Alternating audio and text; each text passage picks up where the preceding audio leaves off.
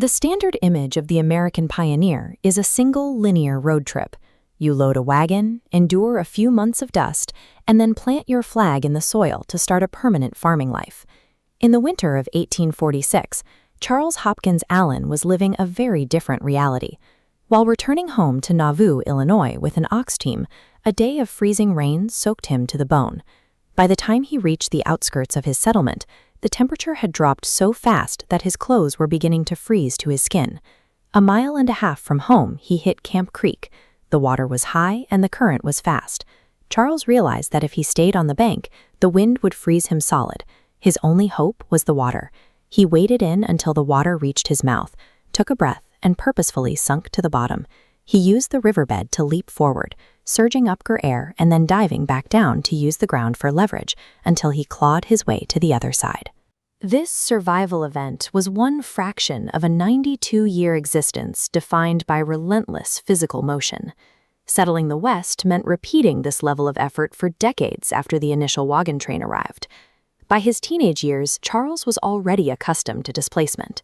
He joined his faith at 12, lived through the heavy persecution of his community in Illinois, and eventually stood in Carthage jail to see the bullet holes and bloodstains left from the murder of his church's leaders. When his family finally headed west in 1852, Charles worked as a driver.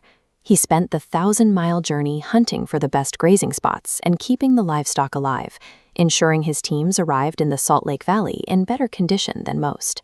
This path across the plains ended in a valley that the famous mountain man Jim Bridger claimed was uninhabitable. He told pioneers it froze year-round and crops would fail. Charles helped prove Bridger wrong by building a fort in Provo, but he didn't stay to farm it.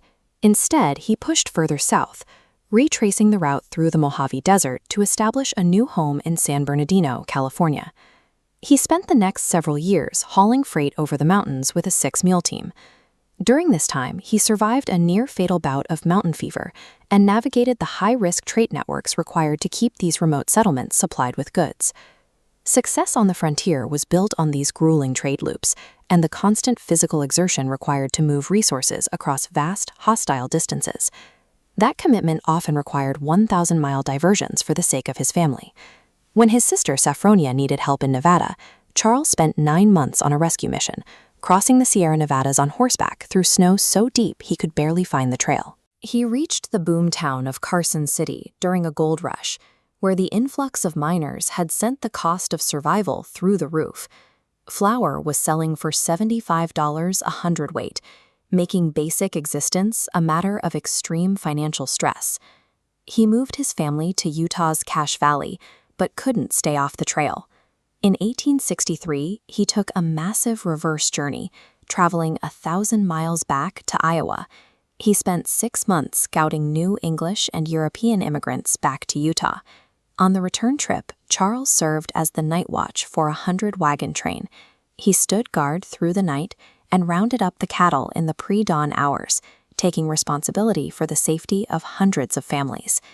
Taming the frontier required this type of constant, exhausting return to the trail to support the community. In 1882, Charles was in his 50s and suffering from severe rheumatism.